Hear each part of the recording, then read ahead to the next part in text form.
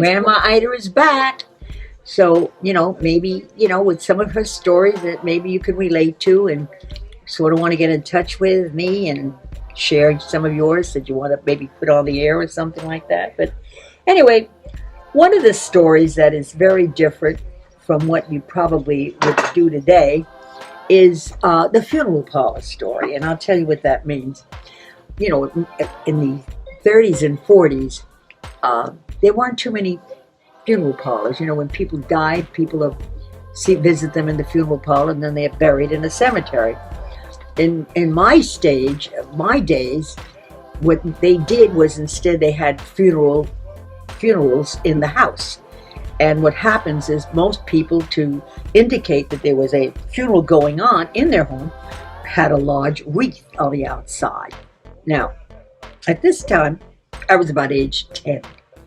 And I really wanted to be part of the Debbies. The Debbies were a group of girls. You know how it is. You all want to be part of the little girls. Girls are like that, and boys have their own little clubs. So I wanted to be part of the Debbie group. But in order to be part of it, I had to be initiated. You all know what that word is, and I'm sure you all have had your own ways of being initiated in your own clubs.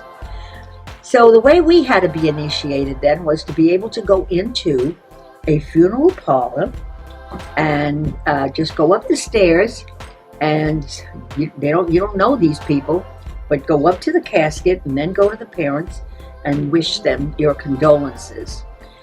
Now, the unfortunate thing is that wouldn't have been so bad, except that the person who died was Mr. Murphy on our street, and the one that I was supposed to go up, that was the first and the nearest funeral that was available, so I'd have to go and see Mr. Murphy. The problem is that Mr. Murphy had always been in a wheelchair, and one of his death wishes was that he would be standing in his coffin and looking at everybody, with his eyes open. Well, this to me was so terrifying, the thought.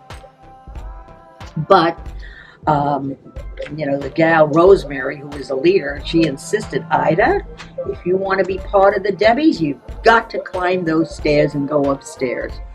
Well, I must say that I was trembling, but what happened, and this was great, because this young man, he was really very drunk, but he had a beer bottle in his hand, and he kept coming down. He was sort of slipping on the stairs, and says, "Oh, you want to come up and see old Murphy? Come on, I'll take you."